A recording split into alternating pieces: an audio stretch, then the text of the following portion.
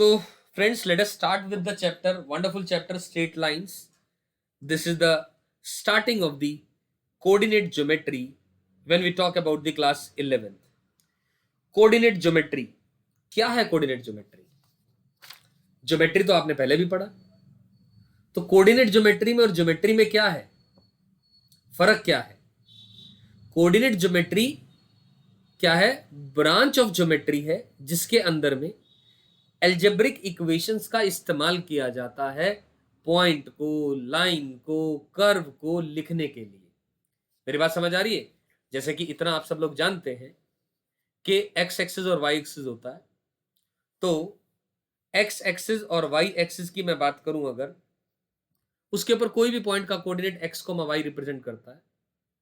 कोई भी मैंने एक कर्व बना दिया, एक लाइन बना दी उस कोऑर्डिनेट एक्सिस के ऊपर, कोई भी एक कर्व या कोई भी एक लाइन बना दी। लेट अस से ये रहा कोऑर्डिनेट एक्सिस, मान लो ये बना दिया, ठीक है ना, या ये बना दिया, ये एक स्ट्रेट लाइन है, ठीक है।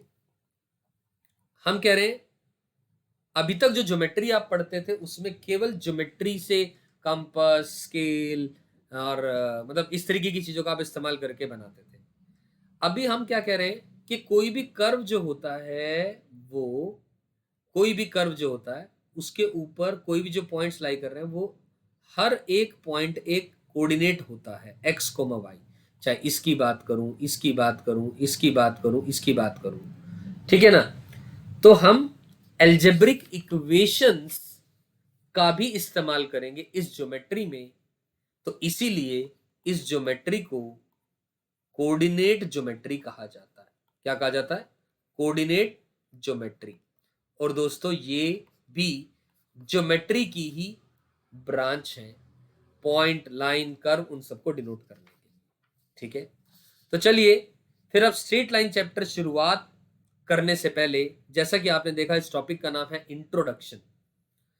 तो आगे बढ़ने से पहले मैं चाहता हूं मैं बिल्कुल बेसिक चीजों के बारे में आपको जानकारी दूं। बेसिक चीजें का मतलब मैं आप लोगों के साथ क्वाड्रिलेटरल्स के बारे में बात करूं। सबसे पहले आपको सारी प्रॉपर्टीज बताऊं। पैरेललोग्राम क्या होता है, रोम्बस क्या होता है, रेक्टेंगल क्या होता है, ट्रेपीजियम, काइट, साइक्लिक क्वाड्रिलेटरल, सब क्या होता है और इन सब की प्रॉपर्टीज क्या होती है। क्योंकि अगर हमें ज्योमेट्री ढंग से नहीं आती है तो हम इस चैप्टर के अंदर में एफिशिएंटली काम नहीं कर पाएंगे। तो let us start from the scratch, considering आपको कुछ नहीं आता है या बहुत थोड़ा ही कुछ आता है, राइट। तो चलिए, ताकि जो भी बच्चा इस वीडियो को देखे आपको 100% from the scratch up till the IIT mains and advance level सारी चीजें आपको समझ में आ जाए।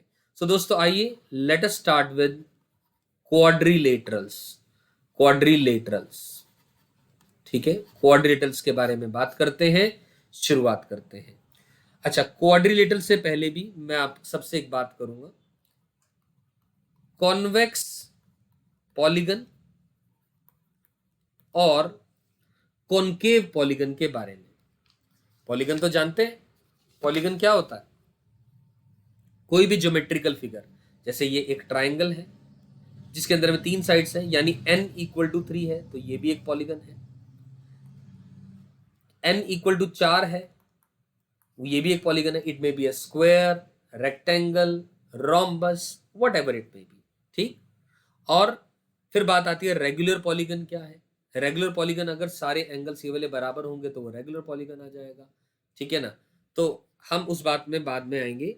या फिर रेगुलर पॉलीगन के बारे में बात करूं, regular polygon of n sided वो होता है इन विच हुज, मैं लिखते रहूं, रेगुलर पॉलीगन, रेगुलर पॉलीगन वो क्या होता है? It is a n sided polygon, n-sided polygon in which sides are of the same length, sides are of the same length, right, and are symmetrically placed about a common center. and are symmetrically placed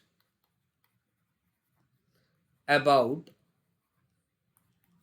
a common centre, about a common centre. मेरी बात समझ आ रही है? जैसे कि ये एक square है तो ये एक पॉलीगन है, रेगुलर पॉलीगन है, सारी साइड्स लेंथ बराबर है, और जो सेंटर है, जो सेंटर है, मैंने क्या कहा, symmetrically placed about a common centre, यानी ये जो एंगल आएगा subtended by each side at the centre of this polygon all are equal. You getting my point? तो ये एक रेगुलर पॉलीगन की डेफिनेशन है कि सारी लेंथ्स बराबर होती है, ना केवल n इक्वल टू 4 के लिए, किसी भी n साइडेड पॉलीगन की बात कर रहे हैं हम यहाँ। तो दोस्तों आइए let us talk about a concave polygon. तो कॉनकेव पॉलीगन के बारे में हमने बात करी, तो कॉनकेव पॉलीगन क्या होता है? Concave polygon in which none of the interior angle, none of the interior angle is more than 180 degree. None of the interior angle is more than 180 degree, and a straight line and a straight line drawn and a straight line drawn through a convex polygon, through a convex polygon crosses at most two sides, at most two sides। मेरी बात समझने की कोशिश करें। Convex polygon वो polygon होता है जिसके अंदर में कोई भी इंटीरियर एंगल 180 डिग्री से ज्यादा नहीं है, and a straight line drawn through a convex polygon crosses at most two sides. Example के तौर पे अगर मैं आप सबके सामने बात करूं दोस्तों, तो एग्जाम्पल के तौर पे हम ये कह सकते हैं जैसे कि ये एक कॉन्वेक्स पॉलीगन है, लेट अस से, ठीक है ना, एक लाइन बनी और ज्यादा से ज्यादा इसने दो साइड्स को काटा, तो ऐसे पॉलीगन को कॉन्वेक्स पॉलीगन कहा जाता है। मेरी बात समझ आई यहां तक? चलिए बहुत बढ़िया। अब अगर कॉन्वेक्स पॉलीगन क्लियर है तो अब हमें कॉनकेव पॉलीगन के बारे में भी जानना चाहिए। तो आइए दोस्तों, कॉनकेव पॉलीगन क्या होता है इसके बारे में बात करते हैं। एक ऐसा पॉलीगन, कॉनकेव पॉलीगन क्या होता है? एक ऐसा पॉलीगन जिसके अंदर में in which at least one angle, in which at least one angle is more than 180 degree. कम से कम एक एंगल, आई एम रिपीटिंग, कम से कम एक एंगल 180 डिग्री से ज्यादा है। एंड एक और बात, we can draw at least, आराम से समझिए, at least one straight line, and we can draw at least one straight line through a concave polygon, through a concave polygon that crosses more than two sides, that crosses more than two sides। मतलब क्या है, आइए इस बारे में भी बात कर लेते हैं। इस बात को समझने के लिए लेट अस से एक मैं ऐसी फिगर बना दे रहा हूं आप सबके सामने, ये रहा, ये रहा, ये रहा और ये, और लेट अस से this is a closed figure. Now पहली बात ध्यान से देखिए दोस्तों, ये एंगल 180 डिग्री से ज्यादा आया कि नहीं आया? आया। दूसरी बात, एक लाइन बनाई, एट लीस्ट, देखो, eight we can draw at least one straight line through the concave polygon that crosses more than two sides। कितनी साइड्स क्रॉस हो रही हैं? 1 2 3 और ये 4। तो ऐसे पॉलीगन को कॉनकेव पॉलीगन कहा जाता है। आई एम श्योर अभी तक मैंने इस चैप्टर में आप लोगों को ये बताया कोऑर्डिनेट ज्योमेट्री और ज्योमेट्री में कोरिलेशन क्या है, क्वाड्रिलेटरल्स क्या होते हैं, पॉलीगन का मतलब क्या है, रेगुलर पॉलीगन का मतलब क्या है, कॉन्वेक्स पॉलीगन किसे कहते हैं और कॉनकेव पॉलीगन किसे कहते हैं। ये सारी बातें आई एम श्योर आप सबको अच्छे से समझ में आई। अब हम जेई पॉइंट ऑफ व्यू से बात करें तो we will be majorly, in fact we will be talking only about the convex figures. तो चलिए एक एक करके शुरुआत करते हैं। तो अब क्वाड्रिलेटरल नहीं, अब पूरा फैमिली ऑफ क्वाड्रिलेटरल के बारे में पढ़ते हैं। मैंने क्या कहा? केवल क्वाड्रिलेटरल नहीं, पूरा फैमिली, इसकी पूरी फैमिली के बारे में पढ़ते हैं। फैमिली ऑफ क्वाड्रिलेटरल के बारे में पढ़ते हैं।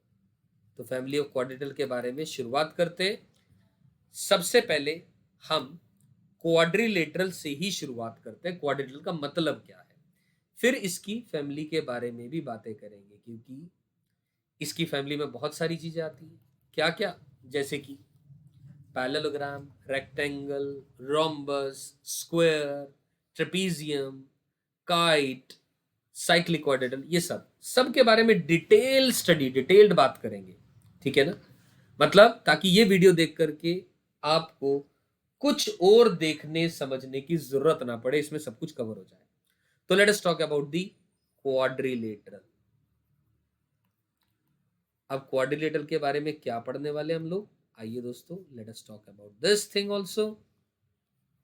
हम क्वाड्रिलेटरल के बारे में बात करेंगे एरिया, यानी लेट अस से,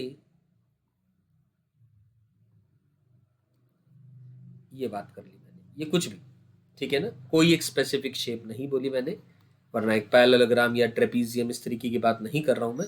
लेट अस से ये ए बी सी डी है, करेक्ट। ए और सी को ज्वाइन किया और बी और डी को भी ज्वाइन किया, ठीक है।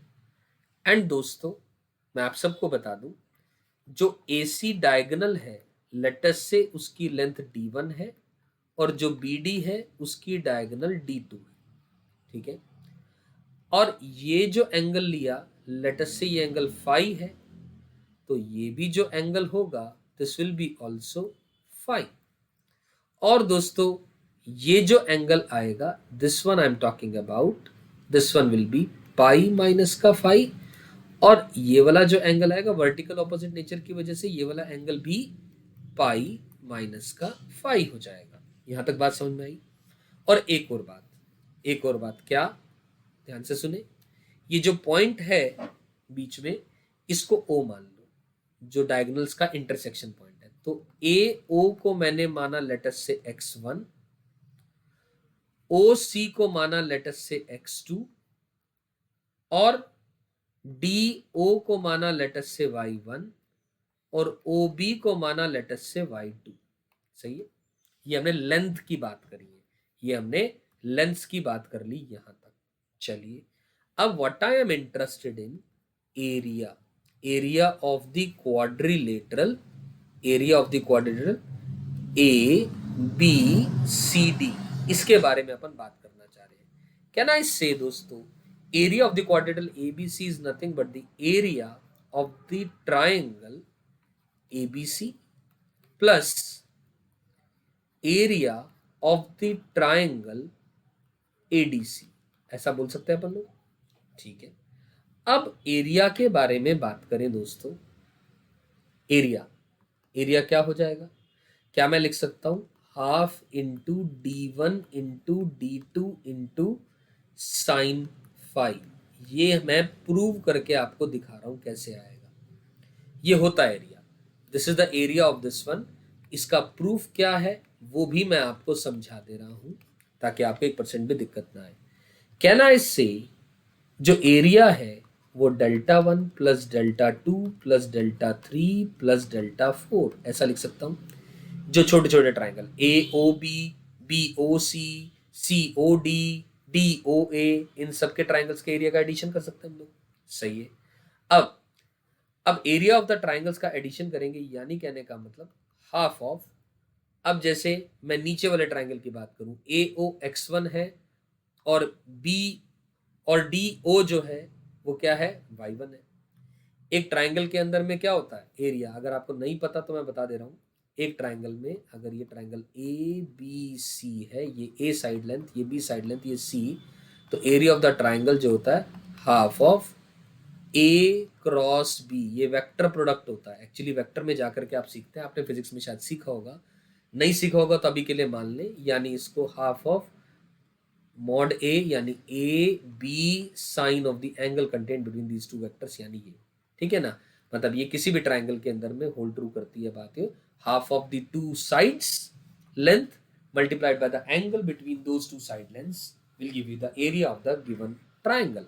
तो उस लिहाज से बात करें तो half of x1 into y1 into sine of pi minus 5 will be sine phi, right, plus half of x2 into y2 into sine phi, right, plus half of x1 y2 sine phi plus half of x2 y1 sin phi, ये values आ जाएगी। मेरी बात समझ आई?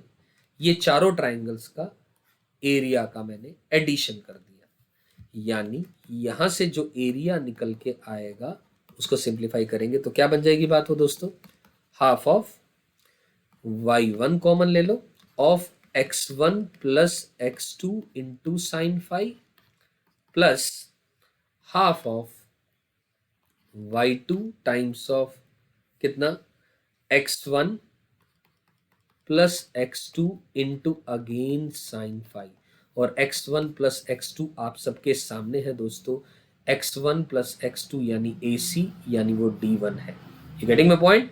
वो D1 है। तो दोस्तों यहां से आप सिंप्लीफाई करें तो half of D1 into y1 plus y2 into sine phi, और y1 प्लस y2 कौन है, D2 है। तो as a result it is half of D1 into D2 into sine of phi. तो ये अपने पास एरिया ऑफ द क्वाड्रिलेटरल आ चुका है। समझ आई बात? अब बात करेंगे फैमिली ऑफ क्वाड्रिलेटरल्स की। So let us talk about the family of quadrilaterals.